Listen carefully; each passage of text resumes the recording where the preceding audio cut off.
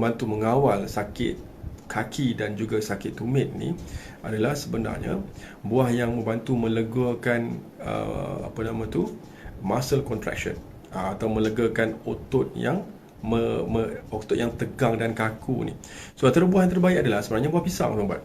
Buah pisang ni dia tinggi dengan potasium. Tapi buah pisang juga selain pada ada serat, potasium ni apa dia buat? Dia membantu untuk melegakan otot yang kejang, membantu untuk melebarkan pembuluh darah yang mengecut.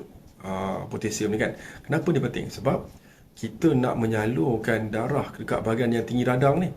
So kalau kita nak salurkan oksigen dengan zat dekat bahagian kita punya kaki ataupun dekat kita punya tumit tu, buah pisang antara buah terbaik. Dia tinggi potasium dan juga dia ada juga vitamin C dia, ada vitamin A. Buah pisang antara buah yang padat dengan zat. So boleh amalkan buah pisang sebenarnya dalam sebiji atau 2 biji. Satu biji lebih kurang 20-30 gram juga, plus minus lah. 2 biji tak ada masalah.